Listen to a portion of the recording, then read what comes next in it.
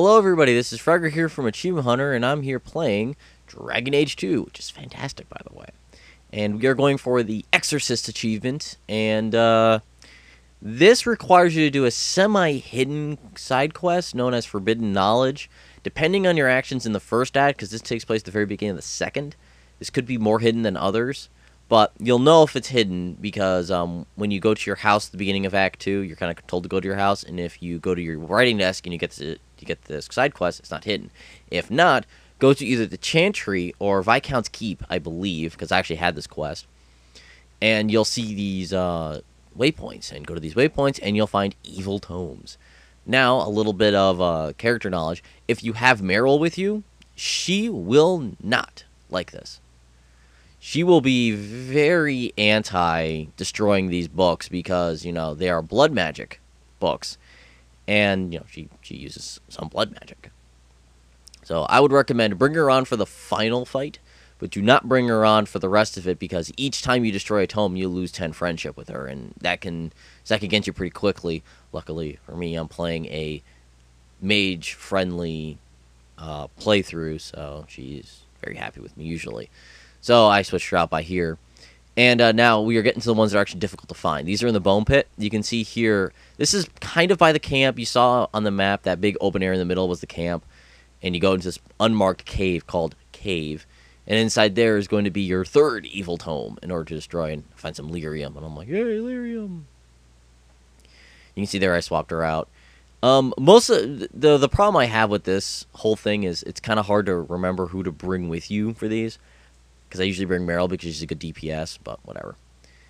Now we're in the Wounded Coast. You can see this is kind of a straight shot from the entrance. Right there is a Quinn camp.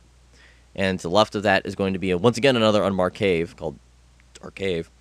Now from here on out, all these areas are going to be filled with enemies. This has spiders and dragons in it. Dragons specifically a little bit later on in here. Just your normal-sized dragon, not the big dragons, which are a pain in the ass to kill. And I thought I'd mention this right now. I'm actually I'm playing this on casual just because I'm trying to get through this fairly quickly so I can get these videos out to you guys. This quest was hard, even on casual. Maybe it's just because my weapons aren't fantastic and I haven't been spending that much money. But, Jesus, you really want to be well equipped, especially on the higher difficulties on this mission. This is hard. I would definitely, that's why I definitely recommend bringing Meryl because she's a great DPS, especially if she's done correctly. But yeah, Sundermount, there's the Dalish Elves area, just kind of go straight. You're going to be going towards a fork in the road, not load. Go left, and there's going to be a door there you can kind of go right into.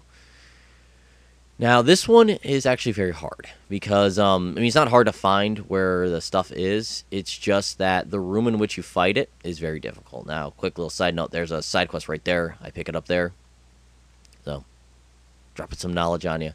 This room here, there's a lot of fighting before you get to the tome. Like, that's a good, 10, 15-minute fight. And then you have to do another 10, 15-minute fight once you get to the tome. It's pretty difficult. So, be prepared for that. But, we're about to go to the final area, which is where we're going to fight the final boss. This is in the, once again, I forget, this is where the LD Elves live underground. It's the dark something. But brain fart, sorry. That's what happens when you drink way too much the night before. And you'll eventually get to this evil grimoire. And once you destroy it, you're going to be in for a hellish fight. I definitely don't recommend bringing in a second tank, especially if you're a tank, because I play as a tank. She kept pulling all the enemies with taunt. And I forgot to turn off that tactic. And it makes this fight really bad. I actually had to micromanage her after a while. Everyone else is fine, but she got pummeled because I'm trying to get the don't die during one act. But you can see there's a lot of rage demons. I believe that's technically a desire demon. You see here I'm switching over. Oh, one final thing I'd recommend. If you're going to be playing this and trying to go for the not dying achievement, switch your wheel there in the options menu to toggle. That really allows you to micromanage a lot better, because I just hate holding down that trigger. But I found it a lot easier to do that. You see here I'm whittling away at them, and you can see she's already almost dead again after just using a potion. So I'm actually going to take control of her. This is what I actually had to do for a little bit, which was take control of her and run around. because Anders he had just used his heals. He dropped the heals on them. So I had to run around as her and going, I don't want to die, no! And she's even in shield stance. And it didn't even work. So, whatever. If I popped her out of shield stance, she probably would have done a lot more damage, but whatever. But, trying to get to where I can heal her so that she doesn't die. I'm like, just running around.